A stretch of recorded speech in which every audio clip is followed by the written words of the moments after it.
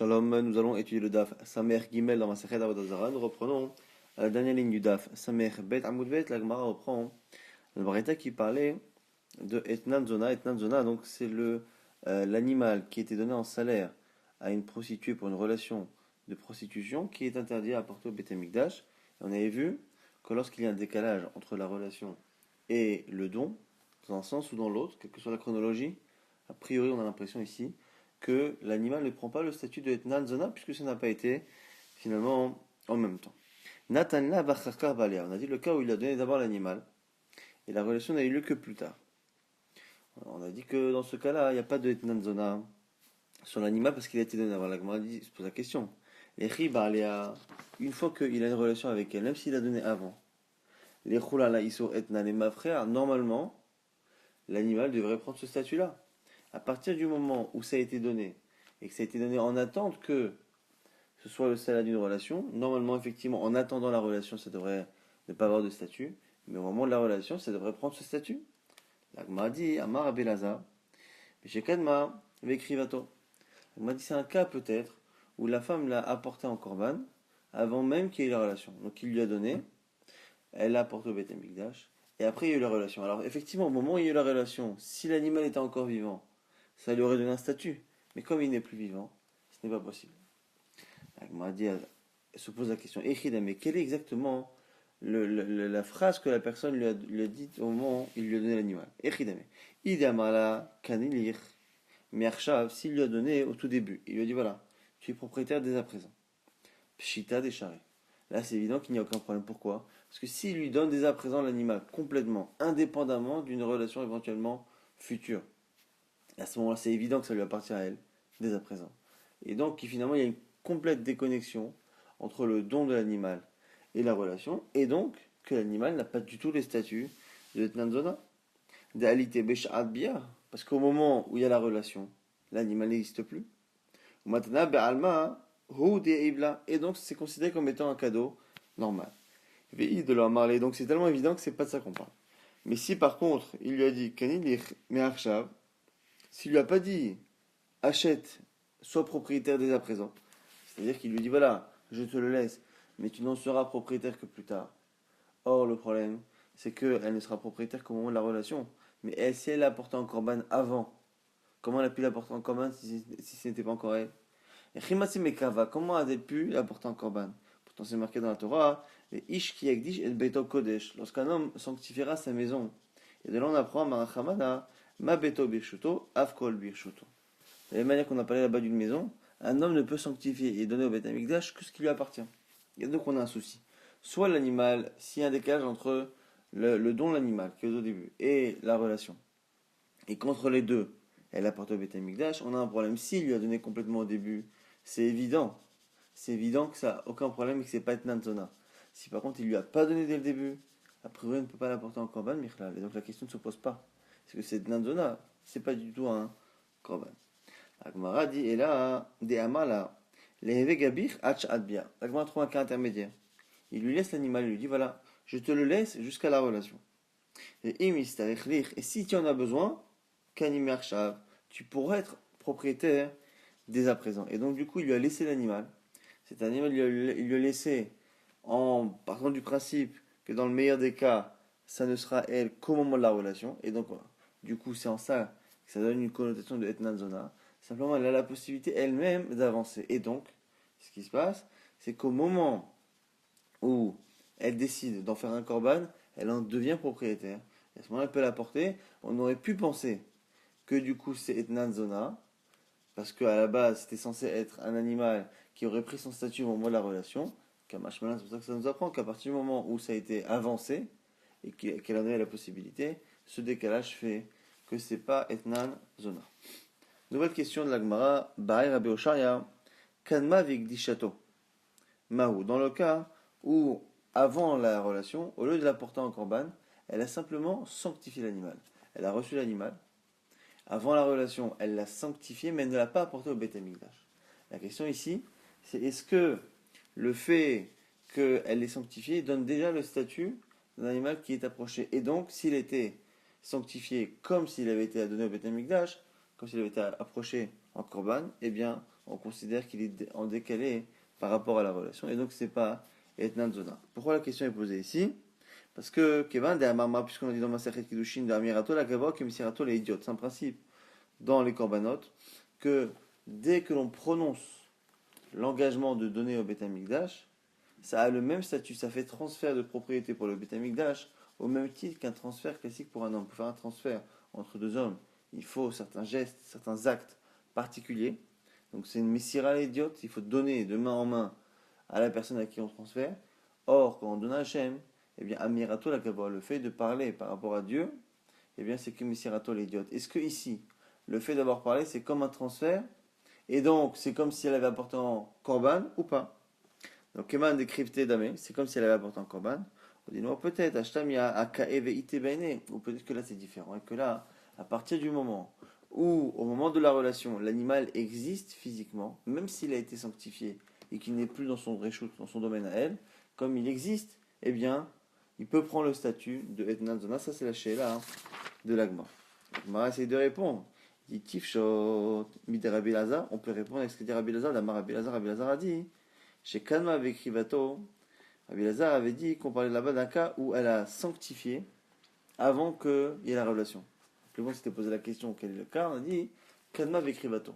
Elle a devancé et elle a apporté en korban. Le fait qu'il ait précisé apporter en korban donne l'impression que ça ne peut avoir de sens que si elle apportait en korban, mais si elle n'avait fait que sanctifier, peut-être que non. Sinon, il aurait dû choisir ce terme-là. On m'a dit Davka ekrivato ava ligdishatolo. C'est parce qu'elle apporte en korban que ça change quelque chose, mais si elle avait fait que faire un ekdesh, peut-être que non. La Gemara dit non, parce que même là-bas, Rabbi Lazar, on ne sait même pas si sa kavana c'était ça ou pas. Rabbi Lazar, gouffé kamubayale. On se pose la question de Bichlal sur ce Rabbi Lazar. Mai, Mishat Pshitale le Rabbi Lazar, décrivato Davka. Est-ce que Rabbi Lazar lui-même était certain que c'est que lorsqu'elle apporte en korban entre le don et la relation que c'est pas être Nandona? Aval, Igdishato, l'homme, mais si elle a fait que sanctifier, non. Dia ite bishadbia, parce que l'animal existe au moment de la relation. Odilma, ou peut-être, les adim du Safek, ce qu'on a dit il y a quelques instants, Odilma, écrivato pshitale. Que si elle a simplement donné, si elle a été macrise, elle a apporté en korban, c'est évident, et gdishato, mais ça calé. Dans le cas où elle a fait le ekdesh, c'est-à-dire qu'elle a simplement sanctifié, et bien lui-même il a un doute, et la Gemara dit écoute, donc il n'y a pas de réponse, et Bichla, ce Rabbi et Lazar, on ne sait pas si lui-même il savait exactement, donc peut-être qu'il a enseigné, écrit Vato parce que c'est le cas où il est certain, mais que peut-être que sur notre cas il a été mistapek. Donc du coup, on n'a pas de réponse claire, c'est pour ça que la Gemara dit Teikou. Autre cas, dans le cas où il y a un décalage, mais dans la chronologie inversée, c'est-à-dire qu'il a de bonnes relations avec elle, et c'est simplement plus tard qu'il lui donne l'animal. On a dit etnana muta, l'animal qui est censé être etnan, il est muta au Beth Amikdash, il n'a pas justement de statut de etnan zona. Object ou natana. Dans le cas où il a une relation avec elle, et qu'après il lui donne, afilo mikan ve'ad shloshim shanim etnana aso, on a une braïta qui dit que s'il a une relation avec elle et qu'il lui donne plus tard, même s'il lui donne jusqu'à 3 ans après la relation, l'animal est assaut. Donc on a une braïta qui semble contredire exactement notre Mishnah. Notre Mishnah nous dit que lorsqu'il y a la relation et plus tard le cadeau, il n'y a aucun problème. Et lorsque la braïta s'exprime, elle dit que jusqu'à 3 ans ça pose un problème. On me dit Amar Abnachman Baritzrak, Amar Afrizda, Lo Kaché, on fait une distinction.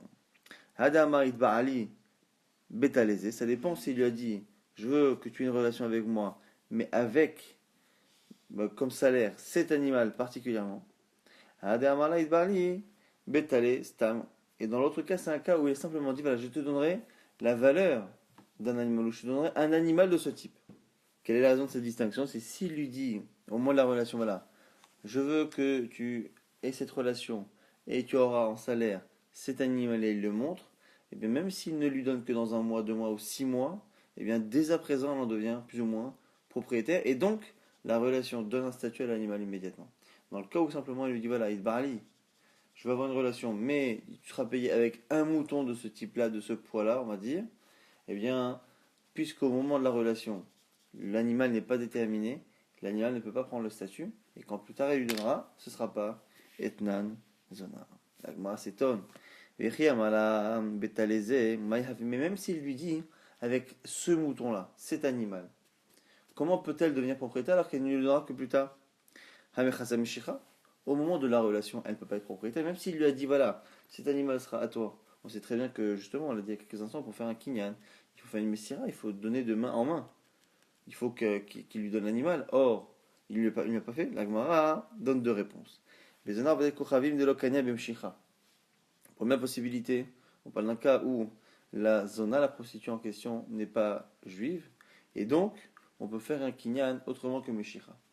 Puisque l'obligation de faire kinyan Meshicha, okano minyan abitecha, si tu acquiers de la main de ton prochain, et le prochain c'est le juif, donc il n'y a que le juif qui nécessite la Meshicha. Pour les Ovdei Koravim, on peut faire avec de l'argent. Et là ici, c'est quoi ici l'argent?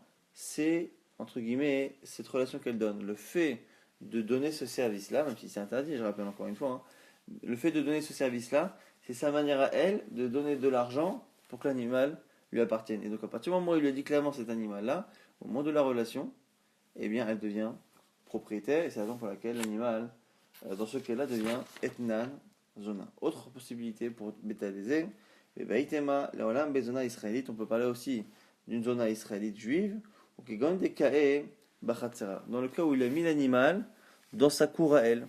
Quand on met l'animal dans la propriété de quelqu'un, il peut en devenir propriétaire. On peut faire un kinyan khatser. Au lieu de tirer l'animal à la main, comme on devrait faire, donc la meshicha ici, eh bien, on pourrait le faire s'il y a kinyan khatser, c'est-à-dire que c'est déjà dans son terrain. Il l'a mis dans son terrain et elle devient propriétaire. Alors la Gemara se pose la question, elle dit Ideka eb khatsera, baalea vachar kach natan la hakanyale. La Gemara s'étonne, pourquoi on dit qu'il a eu la relation d'abord avec elle et après il lui a donné, mais en fait depuis le départ, s'il l'a mise dans le terrain, elle est propriétaire. La Gemara explique, l'autre sricha. Et Shavien est allé à Potiki, il a mis là-bas dans le terrain, mais il lui a dit, c'est comme une hypothèque. Derrière là, il lui a dit, si je te donne de l'argent, Mikan Yom Ploni, entre aujourd'hui et telle date, Moutav, tant mieux. Veilo, sinon, Chakle, Betnanir, il sera ton salaire. Donc en fait, il lui a donné dès à présent l'animal dans son terrain. Et il lui a dit voilà, cet animal-là, si je te paye, il ne sera pas à toi. Mais si je te paye, il sera dès à présent à toi. Et donc, dans ce cas-là, on a une option pour que la relation fasse tout de suite en sorte que l'animal est un statut de Etnan Zona. C'est pour ça que, dans ce cas-là, de Beteleze, c'est Etnan Zona. Alors que si elle a dit Betelestam, il y a un décalage et à ce moment-là, c'est pas Etnan Zona. La Gemara maintenant va reprendre ce qu'on avait vu précédemment. On a vu que Rabbi Yannai se permettait d'emprunter à des pauvres pendant l'année de la Shemitah des fruits de la Shemitah que les pauvres avaient recueillis du Hefker et il les remboursait, ces pauvres, l'année d'après. La Gemara objecte Metiv Rav Shechet. Omer Adam lechamarav ul po'alav lechu ve'echlu bedinar ze tseu shtu bedinar ze ve'eno choshesh. Un homme qui est patron peut dire à ses employés, leur donner un dinar et leur dire allez boire et allez manger avec, donc c'est leur ticket restaurant. Et il n'a pas besoin d'être rochèche, de craindre l'homme mishum shveit, l'homme mishum maaser, et l'homme mishum yeser. Il n'a pas à craindre que ses employés utilisent cet argent. Donc on parle d'employés ici, soit non juifs, soit juifs mais qui ne respectent pas la cache-route. Il n'a pas lieu de craindre que ses employés, avec son propre argent, achètent des fruits de la shemitah de shveit, des fruits qui ne sont pas prélevés de maaser, ou yenesser, ou du vin de yenesser. C'est-à-dire qu'il n'est pas responsable de ce que les gens achètent avec son argent. Il leur donne l'argent, à partir du moment où c'est à eux, ils en font ce qu'ils veulent, ce n'est pas son problème s'ils achètent quelque chose d'interdit. Par contre, Ve'imamar MC leur a dit c'est allez manger, et moi je paierai la note. Et il leur donne évidemment une limite, mais en tout cas, c'est lui qui paiera. Allez boire, et moi je paierai la note. Dans ce cas-là, par contre, il y a un vrai problème que ses employés mangent des choses interdites parce que c'est lui qui finira par les payer et donc par acheter du yenesser, du tevel ou des fruits de shveit. La Gemara dit qu'il y a un problème a priori, puisqu'on voit bien qu'on considère ici que la personne est fautive de ce qui est payé. Alors quelle est la ressemblance? C'est que dans le cas de Rabbi Yannai, on avait l'impression que pourquoi on estimait que le fait de rendre l'année d'après les fruits de la Shemitah n'était pas considéré comme étant aussi des fruits de la Shemitah, c'est parce qu'au moment où on rembourse la 8e année, les fruits de la 7e année ne sont plus existants, et donc il ne peut pas y avoir de transfert de statut. Alors ici c'est pareil, à partir du moment où il leur dit allez manger, et moi je paierai. On a dit que c'était problématique, mais pourquoi? Puisque eux vont d'abord manger, et c'est qu'une fois qu'ils vont manger, que lui on va l'appeler pour lui dire voilà monsieur il faut payer. Donc quand il va payer, il ne va pas finalement payer et donner un statut de maaser, ou de tevel, excusez-moi, de shveit, ou de ineser à cet argent. La Gemara explique, Targemar a expliqué, Bechen Vani, à Makifo, c'est spécial chez nous, on parle d'un cas où on a un Chendvani, un commerçant, qui a une habitude, un contrat avec la personne, des Mishtabed, là dans ce cas-là il est engagé. Des Kevin de Ochel a couvé, puisqu'il a l'habitude de travailler avec lui, il a un compte, Kanele, Dinar, Gavé. Pourquoi là-bas c'est un problème? Effectivement là-bas ça n'aurait pas dû être un problème, mais comme il les a envoyés chez un commerçant qu'il connaît, et que ce commerçant a toujours un compte avec ce client-là, eh bien il sait qu'à partir du moment où les gens mangent, c'est comme si le dinar, de la valeur de cette nourriture, était déjà engagé. Et donc du coup c'est la raison pour laquelle cet argent-là aura le statut du tevel, du yenesser, ou de la shvet. La camarade dit alors du coup, alors selon toi, il faut dire que si il n'avait pas une relation si stable entre le commerçant et le patron, a priori, on dirait que ce serait autorisé. Et là, c'est un problème. Maïmouta, Iari, pourquoi? Parce que dans la Braïta, qu'on a cité, on a vu qu'il y avait un cas mouta, un cas asso. Quel est le cas qui est mouta? C'est quand il a dit prenez l'argent. Quand il leur a dit par contre allez manger, moi je paierai, c'est asso. Donc on est parti chercher deux cas bien différents. Or, selon ce qu'on vient de dire à l'instant, il suffit que ce soit pas un commerçant avec qui il a une relation habituelle pour que ce soit interdit. Donc pourquoi être parti chercher une exception ailleurs alors que dans le même cas il y avait déjà une distinction? Au lieu d'enseigner au lieu de dire que dans le cas il aura dit manger avec cet argent, c'est au lieu de partir dans ce cas-là, pour parler d'un cas où ça marche pas, l'iplok velitne bedida, il aurait déjà dû dire, bah medvarim amorim, dans quel cas on parle? Dans quel cas où c'est un problème, qu'il faut, dans le cas où il y a une relation habituelle avec le chenvani, avec le commerçant, des mishtabedle. Aval chenvani chez en makifo, moutar. Mais si par contre, même s'il leur dit, voilà, allez manger, je paierai, mais qu'il n'est pas habitué à une relation avec ce chenvani, ce serait moutar. Ve'od, autre couché à ce pirouche-là, ve'od, chenvani chez en makifo. Mi lo mishtabed. Et en plus, en quoi, dans le cas où il leur dit d'aller chez telle personne, et que telle personne leur donne à manger, et que lui paiera, en quoi, même s'il n'a pas l'habitude d'avoir un compte avec ce Khendani, en quoi son argent n'est pas engagé? Nous on a un principe, Amarava, Omel Chavero, celui qui dit à son prochain, Ten Mané les ploni, Vekno Kol Nechasa Ilach, celui qui dit donne de l'argent à un tel. Donc il n'a pas intérêt a priori, mais il demande à l'un de donner à A, de donner de l'argent à B. Et ce monsieur C, Vekno Kol Nechasa Ilach, peut donner en échange tous ses biens. Comment ça marche? Kana Midina Arev. Il y a un kinyan qui peut être fait. Pourquoi? Parce qu'on peut engager ses biens, même si on demande à quelqu'un de donner à un autre. Normalement, il n'y a de kinyan que si moi je reçois quelque chose. Tu peux acquérir mon bien parce que tu me donnes de l'argent, parce que tu me rends tel service, parce que tu me donnes telle chose.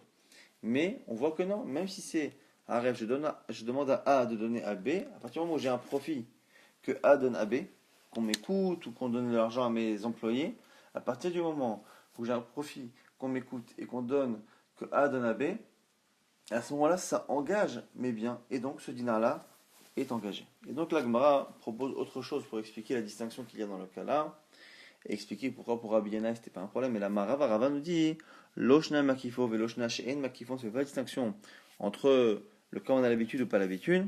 Afalgav de mishtar bedle, même si il est engagé, kevan de l'homme yached shi'aboudé, l'omitza. À partir du moment où on n'a pas clairement mis de côté un objet ou l'argent, c'est pas interdit. Donc pour Rabbi Yana, c'était autorisé parce que justement, on n'avait pas mis de côté, en particulier des fruits ou de l'argent ou un objet. Alors, si dans la Braïta du coup, alors pourquoi on a un problème de shveit quand il a dit je paierai plus tard? Il faut dire que c'est un cas où il a mis de côté le dinar. Donc en fait, dans le cas où ça marche, c'est quoi? C'est un cas où il leur a dit tenez le dinar et allez manger avec. Si par contre il leur a dit allez je rembourserai, mais qu'il a mis de côté l'argent déjà, il a bloqué, là c'est un problème. Et l'agma va dire poser la même question que tout à l'heure. Amarav Kana. Amarita le Shmade Kame Rav Zevid Minardea. J'ai dit cet enseignement devant Rav Zevid Minardea. Amarli, et il m'a posé la même poucha. Il m'a dit, Iachi. Si c'est cela, si c'est ça la distinction, c'est argent bloqué ou argent pas bloqué. C'est ça qu'on aurait dû dire dans la Braïta.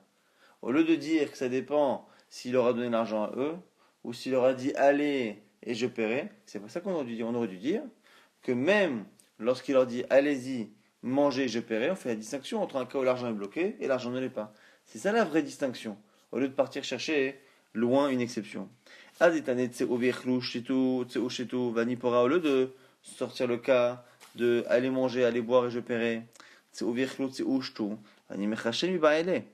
Amritale, on aurait dû enseigner normalement le cas où il dit voilà, allez et moi je fais les comptes. Au lieu de dire allez et l'argent est déjà bloqué. L'agma a dit ben, c'est comme ça qu'il faut enseigner. Tané, effectivement, lis-le de cette manière. Parfois dans les braïtot, on peut déformer un peu l'expression et le lire de cette manière. Ravashi propose autre chose. Ravashi nous dit Kegon Shinatal, Venatal, Beyad.